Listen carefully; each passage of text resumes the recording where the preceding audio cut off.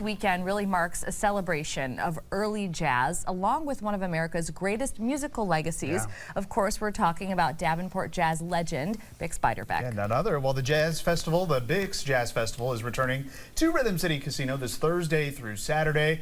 And joining us now in studio are James Beiderbecke with the Bix Jazz Society, as well as jazz musician Josh Duffy. Thank you both for being here today. Josh, welcome back. You were just here performing last Friday. Unfortunately, got rained out, but you still played the music for the kids and they danced along. That's right. I had a Bluetooth speaker set up, and so they could hear it for 2.5 blocks away. And I was still dressed in full suit and bow tie, so as they ran by, they were screaming "Bix lives." They were dancing to the music, so it was an amazing time. So gotta make you feel good. Yeah. Glad we could still do something. Yeah, and we got the big jazz festival here coming up this weekend. This is actually one of the longest running jazz festivals really in the country. Yes, over 50 years that we've been going, and it's been right here in Davenport the whole time, celebrating the legacy of Bix Beiderbecke. And so it kicks off tonight at Jim's Knoxville Tap in Milan, Illinois, and people think, what does the Knoxville have to do with this? Well, that's actually originally was called the Bluebird Inn, and Bix Beiderbecke had played there, went and sat in with the bands that were coming through in the 1910s and the early 20s.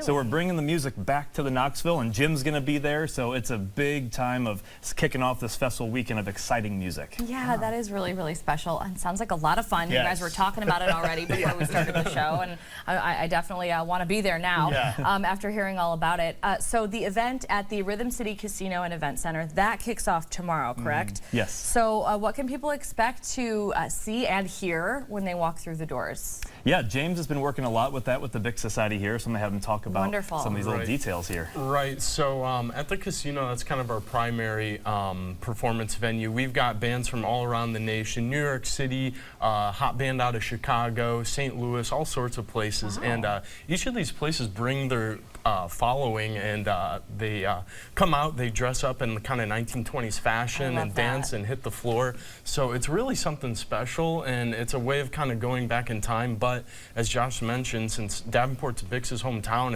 it's right here is the hub of kind of that legend where it all started. So yeah, we're very lucky. We certainly are. And you know, through the Jazz Society, James, you really try to promote jazz to young artists. And how do you do that? How do you get that promotion going? Yeah, so I've kind of been managing our social media promotions and trying some new ways to get the word out to reach those new audiences and reach out to that next generation of jazz fans, because it's just a matter of exposure. People think jazz kind of might not be their thing, but it's just once they try it, Josh has seen it, their faces light up, they love it, they love the music, and they're hooked. And then I see them again at the festival the next year. And that kind of core, that new kind of fan base is growing over the years. We have a great Bix Youth program that we have really been admiring since 1998. I'm a product of it. I was in the very first one, so now it's aging itself. So that's awesome. And so it's very exciting for us to have this, because the young students that we have in this group come from all of our local area high schools and middle schools, and they audition for it, and then they get to learn from the musicians that are there, and then they get a scholarship as well at the end of the festival. So it's a great way of bringing them into the community and learning about Bix and his music. Yeah, they get to experience so much by being a part of that youth jazz band. So that's truly amazing. In what ways does this event this weekend support the future of the youth jazz band? Oh, once they hear the musicians that are on stage, the same thing for me. I was listening to musicians from Australia, England. I became friends with them, still am, and I've had a chance to tour those countries and be there. Is that you're learning from the professionals who have then learned from musicians that were from, let's say, the 20s and 30s. So they're carrying that legacy on and that torch, and that's what's important, is that I'll take the time and work with these young musicians and be like, oh, have you heard about Bix Beiderbecke, or have you heard about King Oliver? And then I say, hey, you have Spotify, you have YouTube. Back in the day, we had to go find CDs or cassettes or the record. It's right at your fingertips. Right at the fingertips there. Yeah. Well, we mentioned the event happening at the Knoxville Tap, so there's a lot of other events happening in conjunction with the Bix Jazz Festival here this weekend. I mean, we got some stuff going on at the Putnam, at the Sound Conservatory, so talk a bit more about that. Yeah, so if people want to hop on the Channel Cat tomorrow morning at 9 a.m., I'm going to be talking about Bix Beiderbecke, and I know last week you mentioned about that, so here we go, Bix Chapter 1. I'm going to be playing his music while people can cruise the Mississippi there. We're also going to be at the Rhythm City Casino with the main event, but then we have a dinner, an afternoon dinner cruise, we're calling it, on the Celebration Bell. That unfortunately is already sold out. People love it because it's from like 11 to 2, and we just found out it is sold out. That's great, though. Oh, it's a great news. That's a good problem to have. It is, and we're finding that we're getting new attendees every year, people that love this music, and that's why these events are selling out as fast as they are. Yeah.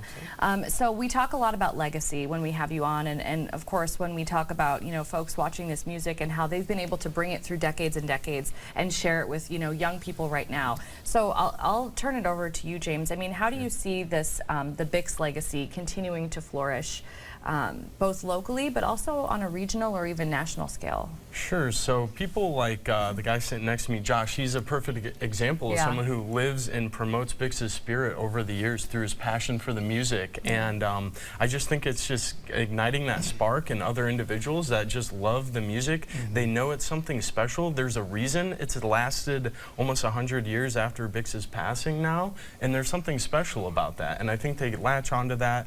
And I just think it's important to keep Bix's legacy alive here in the Quad Cities and regionally, and he's also popular in Europe. And I meet people from Japan who love his music, or That's you know, awesome. so Bix lives, you know, in many ways. And when I travel outside the area and I'm like, I'm from Davenport, Iowa, they're like, that's Bix's hometown. That is, And it's very important because we have James Biderbeck. Is that this is a family member of Bix's. And that's where we were going to go next, because Morgan and I earlier were like, okay, is this just a coincidence or is James related? So James, talk about your relation to Bix. Sure. So Bix Biderbeck is my great uncle. Okay. He had an older brother named Bernie. His real name was Charles, nicknamed Bernie, who is my great grandfather. So Charles had Richard, Richard had Chris had James. Wow. So that's my relation. How cool. So That is. Not nearly as talented music-wise, but I do love music of all sorts, and from jazz to contemporary. So I just think it's important. I have to know, what's it like to have the Biderbeck name and living here in the Quad Cities area? Well, one time I went to Family Video way back when and got The good old days. my little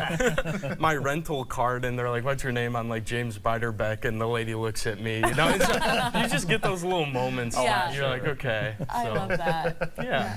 So if we want to learn more about you know, Bix and jazz music, I mean, we can do this all year round. It doesn't have to be just this weekend with the festival. Right, exactly. Right here in the Quad Cities, we have our Bix Jazz Society. People can become a member of that, and they can go to bixsociety.org, learn more about that. We also have our great Bix Biderbeck Museum and Archives down on 2nd Street. Yes, that's right. And so there's so much starting to just happen in this area, and I'm calling 2nd Street now Museum Row, because you have the Figge Art Museum, you have the Bix Biderbeck Museum and Archives. Take a whole day and just visit the museums downtown Davenport there.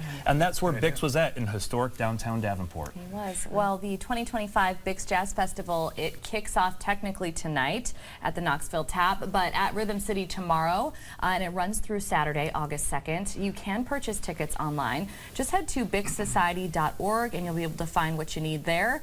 James and Josh, as always, thank you for being part of the show today. Thank you so much. Yeah, Thank it you. should be a really fun weekend. I was going to say, have tons of fun. Yeah. All right.